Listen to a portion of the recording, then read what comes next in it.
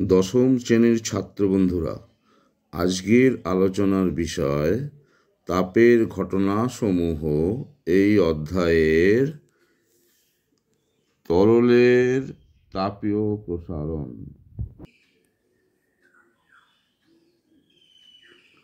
তাপ প্রয়োগে কঠিনের যেমন প্রসারণ হয়, তেমনি তরলেরও তাপীয় প্রসারণ হয়। তরলের ক্ষেত্রে নির্দিষ্ট কোনো আকার থাকে না, কিন্তু আয়তন থাকে। সেজন্য তরলের আয়তন প্রসারণে উল্লেখযোগ্য। তবে কঠিনের আয়তন প্রসারণ ও তরলের আয়তন প্রসারণের ভিতর কিছু মূলগত পার্থক্য আছে। তরলের আয়তন প্রসারণ একই উষ্ণতা বৃদ্ধিতে কঠিন অপেক্ষা অনেক বেশি হয়। উষ্ণতা বৃদ্ধির বিভিন্ন পাল্লায় তরলের আয়তন প্রসারণও একই থাকে না। তরলের ক্ষেত্রে আয়তন প্রসারণ কঠিন অপেক্ষা প্রায় 10 গুণেরও বেশি হয়। তরলের আয়তন প্রসারণ দু প্রকার। কি না, 1 নম্বর হচ্ছে আপাত প্রসারণ বা অ্যাপারেন্ট এক্সপানশন, 2 নম্বর হচ্ছে প্রকৃত প্রসারণ বা রিয়েল এক্সপানশন। এবার আসা যাক আপাত প্রসারণ সম্পর্কে। এর সংজ্ঞা কি দেওয়া যেতে পারে? সংজ্ঞা বলা যেতে পারে, পাত্রের প্রসারণ অগ্রাহ্য করে উষ্ণতা বৃদ্ধিতে কোনো তরলের আপাত দৃষ্টিতে যে প্রসারণ হয় তাকে আপাত প্রসারণ বলে। এবার আসি প্রকৃত প্রসারণের সংজ্ঞায়। এর সংজ্ঞায় বলা যাবে, উষ্ণতা বৃদ্ধিতে পাত্রের প্রসারণ উপেক্ষা না করে তরলের যে প্রকৃত আয়তন প্রসারণ হয় তাকে প্রকৃত প্রসারণ বলে। এই দুই প্রসারণের সাধারণ সম্পর্ক হল, তরলের প্রকৃত প্রসারণ সমান তরলের আপাত প্রসারণ প্লাস পাত্রের প্রসারণ। দেখো ছবিতে তরলের প্রকৃত প্রসারণ এবং আপাত প্রসারণের সম্পর্ক ঠিক কেমন পরিষ্কারভাবে বলে দেওয়া আছে। পরিষ্কার চিত্রে তোমরা দেখতে পাচ্ছ, তরলের প্রকৃত প্রসারণ যদি বিসি হয়, আপাত প্রসারণ ও প্রকৃত প্রসারণের সম্পর্কটি হচ্ছে BC equals to AC plus AB. এখানে এসি হচ্ছে তরলের আপাত প্রসারণ ও এবি হচ্ছে তরলের পাত্রের প্রসারণ। বোঝা যাচ্ছে? কোনো তরলের ক্ষেত্রে আপাত ও প্রকৃত প্রসারণ তত্ত্বগতভাবে পরিমাপ করতে গেলে তরলটির প্রসারণ গুণাঙ্ক দুটি জানা প্রয়োজন। নিচে এই সম্পর্কে আলোচনা করা হচ্ছে, দেখে নাও। প্রথমেই আসি তরলের আপাত প্রসারণ গুণাঙ্ক এই সম্পর্কে। ইংরেজিতে একে বলে কোএফিসিয়েন্ট অফ অ্যাপারেন্ট এক্সপানশন। এর সংজ্ঞা কী দেওয়া যেতে পারে? কোনো তরলের উষ্ণতা প্রতি 1 ডিগ্রি সেলসিয়াস বৃদ্ধি করলে ওর প্রতি একক আয়তনে যে পরিমাণ আপাত প্রসারণ ঘটে তাকে ওই তরলের আপাত প্রসারণ গুণাঙ্ক বলে। দেখো 1 নম্বর সমীকরণ থেকে লেখা যায়, gamma A equals to V2 minus V1 by V1 T2 minus T1, যেখানে V1 V2 এগুলো কি না, T1 ও T2 ডিগ্রি সেলসিয়াস উষ্ণতায় তরলের আপাত আয়তন যথাক্রমে V1 ও V2।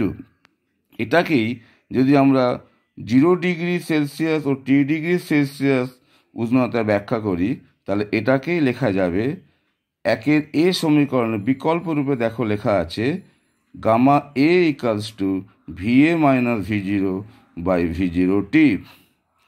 এবার আসা যাক আপাত প্রসারণ গুণাঙ্কের মাত্রা ও একক কি হবে। দেখো 1 নম্বর সমীকরণ থেকে তোমরা দেখতে পাচ্ছ V2 minus V1 by V1 দুটি সমজাতীয় ভৌত রাশির অনুপাত, সুতরাং এটি একটি সংখ্যা মাত্র। তাহলে এর মাত্রা কি হবে না, এর মাত্রা উষ্ণতার মাত্রার উপরে নির্ভর করবে। পরিষ্কার দেখো, এখান থেকে বলা যেতে পারে যে gamma A equals to theta inverse, সুতরাং এর একক কী হবে না একক হবে per degree Celsius, per degree Fahrenheit ও কেলভিন ইনভার্স। এবার আসা যাক প্রকৃত প্রসারণ গুণাঙ্ক এই সম্পর্কে। একে ইংরেজিতে বলে কোফিশিয়েন্ট অফ রিয়েল এক্সপানশন। এর সংজ্ঞা কি বলা যেতে পারে? কোনো তরলের উষ্ণতা 1 ডিগ্রি বৃদ্ধি করলে উহার প্রতি একক আয়তনে যে পরিমাণ প্রকৃত প্রসারণ ঘটে তাকে তরলের প্রকৃত প্রসারণ গুণাঙ্ক বলে। 3 নম্বর সমীকরণ থেকে তোমরা দেখতে পাচ্ছ gamma R for real, gamma R equals to V2 prime minus V1 by V1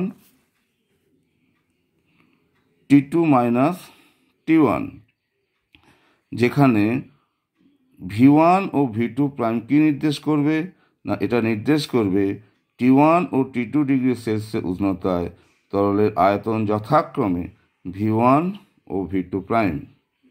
তাহলে এর বিকল্প রূপ কী লেখা যাবে না এর বিকল্প রূপ লেখা যাবে gamma R equals to VR minus V0 by V0T, যেটা তোমরা 2 এই সমীকরণ থেকে দেখতে পাচ্ছ।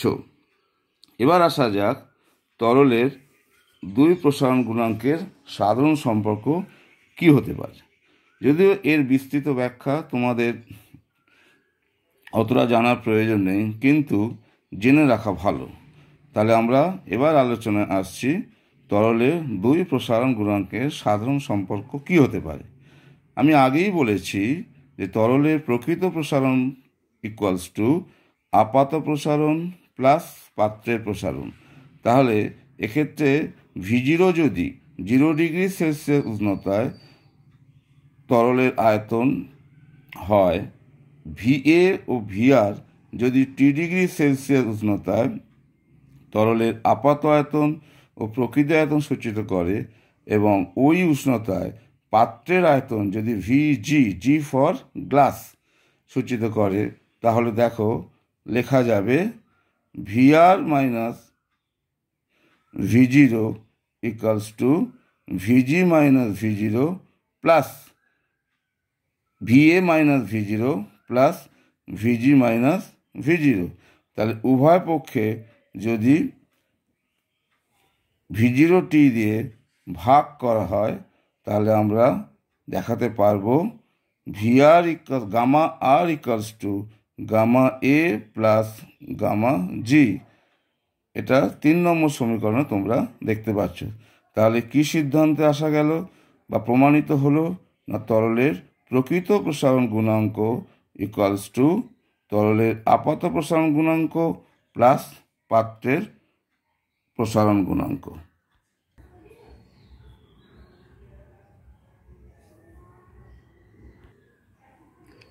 তরলের আপাত প্রসারণ ও প্রকৃত প্রসারণ গুণাঙ্কের ক্ষেত্রে একটা প্রশ্ন দিতে পারে। কি সেই প্রশ্ন? যদি বলে যে তরলের 2 প্রসারণ গুণাঙ্কের মধ্যে কোনটি তরলের নিজস্ব বৈশিষ্ট্য, তাহলে এই সম্পর্কে আমাকে একটু আলোচনা করা দরকার। কি সেটা না তরলের আপাত প্রসারণ গুণাঙ্কের মান পাত্রের প্রসারণের উপর নির্ভর করে। এজন্য একই তরলের আপাত প্রসারণ গুণাঙ্কের মান ক্ষেত্র বিশেষে আলাদা হতে পারে। পক্ষান্তরে তরলের প্রকৃত প্রসারণ গুণাঙ্ক ওই তরলের একটি নিজস্ব বৈশিষ্ট্য, কারণ এটি পাত্রের প্রসারণের উপর নির্ভরশীল নয়, তরলের প্রকৃতির ওপর নির্ভর করে। তাই উষ্ণতার সঙ্গে তরলের ঘনত্বের পরিবর্তনের রাশিমালায় তরলের প্রকৃত প্রসারণ গুণাঙ্কের মানই ব্যবহার করা হয়, আপাত প্রসারণ গুণাঙ্কের মান ব্যবহার করা হয় না। এটা সংক্ষিপ্ত পথ হিসাবেই তোমাদের দেবে। তাহলে যদি এরকম প্রশ্ন দেয় যে তরলের 2 প্রসারণ গুণাঙ্কের মধ্যে কোনটি তরলের নিজস্ব বৈশিষ্ট্য, তাহলে তোমরা এর উত্তর লিখবে যে তরলের প্রকৃত প্রসারণ গুণাঙ্ক ওই তরলের একটি নিজস্ব বৈশিষ্ট্য, কারণ এটি পাত্রের প্রসারণের উপর নির্ভরশীল নয়, কেবলমাত্র তরলের প্রকৃতির ওপরই নির্ভর করে। এবার আসি জলের ব্যতিক্রান্ত প্রসারণ এই সম্পর্কে আলোচনা। ইংরেজিতে এটাকে বলে অ্যানোমালাস এক্সপানশন অফ ওয়াটার। জলের ক্ষেত্রে আয়তন ও ঘনত্বের তাপীয় পরিবর্তন অন্যান্য তরল অপেক্ষা ব্যতিক্রমী হয়, কারণ অন্যান্য তরলের ক্ষেত্রে 0°C থেকে উষ্ণতা বৃদ্ধিতে ঘনত্ব ক্রমাগত হ্রাস পেতে থাকে, কিন্তু জলের ক্ষেত্রে দেখা যায় অণুগুচ্ছ গঠনের জন্য 0°C থেকে 4°C উষ্ণতার পাল্লায় জলের ঘনত্ব বৃদ্ধি পায় এবং 4°C তাপমাত্রায় এটা সর্বাধিক মান 1 গ্রাম/cc বা 1000 কেজি/মিটার কিউব অর্জন করে। তারপর উষ্ণতা বৃদ্ধির সঙ্গে সঙ্গে এর ঘনত্ব হ্রাস পেতে থাকে। তাছাড়াও জলের ঘনত্বের এই হ্রাস বা বৃদ্ধি অধিবৃত্তাকার লেখরূপে ঘটে। জলের এইরূপ ভিন্নধর্মী তাপীয় প্রসারণকে ব্যতিক্রান্ত প্রসারণ বলে। তাহলে তোমরা দেখতে পাচ্ছ যে আমরা জানি যে উষ্ণতা বাড়লে তরলের ঘনত্ব বাড়ে, এই ঘনত্ব কমে, কিন্তু জলের ক্ষেত্রে আমরা কি দেখতে পাচ্ছি না, জলের ক্ষেত্রে দেখতে পাচ্ছি 0°C থেকে 4°C পর্যন্ত জলের ঘনত্ব না কমে বেড়ে 4°C উষ্ণতায় সর্বোচ্চ মানে পৌঁছায়। আবার এর পরে যখন উষ্ণতা বৃদ্ধি পেতে থাকে অন্যান্য তরলের ঘনত্ব যেমন কমে, জলের ঘনত্ব কমে। তাহলে তোমরা দেখতে পাচ্ছ যে 0°C থেকে 4°C এই রেঞ্জের মধ্যে জলের প্রসারণ একটু ব্যতিক্রমী আচরণ করে। এই জন্য জলের এই প্রসারণকে বলা হচ্ছে ব্যতিক্রান্ত প্রসারণ। লেখচিত্রের সাহায্যে উষ্ণতার পরিবর্তনের সঙ্গে জলের ক্ষেত্রে ঘনত্ব ও আয়তন কীরূপে পরিবর্তিত হয় তা দেখো পরিষ্কার ছবিতে দেখানো হয়েছে। বাঁদিকের ছবিতে তোমরা দেখো যে আয়তনের সঙ্গে উষ্ণতার পরিবর্তন দেখতে পাচ্ছ, আর ডান দিকের ছবিতে দেখো ঘনত্বের সঙ্গে উষ্ণতার সম্পর্ক। পরিষ্কার দেখা যাচ্ছে যে এই লেখচিত্রে ঘনত্ব উষ্ণতা লেখচিত্রে 4°C উষ্ণতায় জলের ঘনত্ব সর্বোচ্চ হচ্ছে। তারপরে লক্ষ্য করে দেখো যে উষ্ণতা বৃদ্ধি করলে ঘনত্ব অন্যান্য তরলের মতনই কমতে থাকে। আবার বাঁদিকটা দেখো যে অন্যান্য তরলের যেমন ঘনত্ব কমে, এক্ষেত্রে 4°C পর্যন্ত জলের ঘনত্ব না কমে বাড়তে থাকে। সুতরাং লেখচিত্র থেকে পরিষ্কার দেখা যাচ্ছে যে জল কিভাবে ব্যতিক্রমী আচরণ করে। এই যে ঘটনা তোমরা দেখলে এর একটি ব্যবহারিক প্রয়োগও আছে। কি সেটা না, শীতকালে কোনো জলাশয় সংলগ্ন বায়ুর উষ্ণতা যত কমবে তত উপরকার জল শীতল ও ভারী হয়ে নিচের দিকে নেমে আসবে, অপেক্ষাকৃত উষ্ণ ও হালকা জল উপরের দিকে উঠে আসবে। এইভাবে একটা ঘটনা ঘটতে থাকে, যার ফলে দেখা যায় যে উপরে বরফ থাকলেও নিচে জলচর প্রাণীরা সুস্থভাবে বাঁচতে থাকে। এর একটাই কারণ যে 4°C উষ্ণতায় জলের ঘনত্ব সর্বোচ্চ।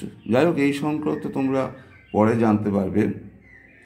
মোটামুটি তোমরা দেখতে পেলে যে জলের ব্যতিক্রান্ত প্রসারণের ব্যবহারিক প্রয়োগের ফলে শীতকালীন দেশে জলচর প্রাণীরা সুস্থভাবে বাঁচতে পারে। তাহলে আজ এ পর্যন্তই। সুস্থ থেকো, ভালো থেকো, নিরাপদে থেকো। ধন্যবাদ।